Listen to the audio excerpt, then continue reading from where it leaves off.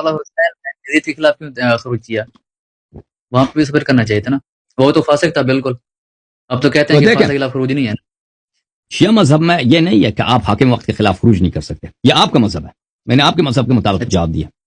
شیعہ مذہب میں امام معصوم کو حق ہے، امام معصوم کو حق ہے کہ اگر اس کے پاس ساتھی ہیں چاہے وہ کم بھی کیوں نہ ہو، وہ حاکم وقت کے خلاف خروج کریں. امام حسین علیہ الصلوۃ والسلام کو لوگوں نے نصرت کے وعدے دیے ہیں.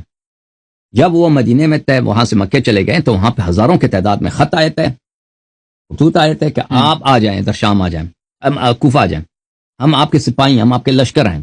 پھر انہوں نے اپنے چچا کے بیٹے جناب مسلم ابن عقیل ابن ابی طالب رضی اللہ عنہم اجمعین ان کو کوفہ بھیجا ہے.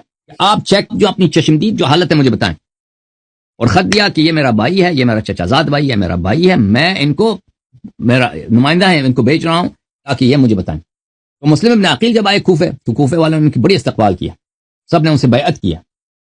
انہوں نے خط لکھا امام حسین علیہ السلام کو کہ آپ تشریف لائیں، پورا عراق آپ کے ساتھ ہے. اس طرح اگر امام حسین، لیکن امام حسین علیہ السلام کو بخوبی پتہ تھا کہ وہ کربلا جائیں گے، عراق جائیں گے تو وہاں شہید ہو جائیں گے، کیونکہ رسول اللہ صلی اللہ علیہ وسلم نے بتایا تھا، وہ تو ان کو بخوبی معلوم تھا.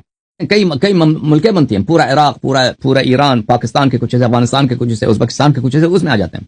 یہ پورا علاقہ آپ کے ساتھ تھا، یہ پورا جو اتنے لاکھوں کی تعداد میں فوج تھی، آپ نے خود نہیں قبول کیا، اور آپ مکے میں رہیں، اور وہاں پہ کیونکہ یزید نے تہیہ کر رکھا تھا کہ حج کے موسم میں ان کو شہید کیا جائے مکے میں تو کوئی لڑائی لڑ نہیں سکتا.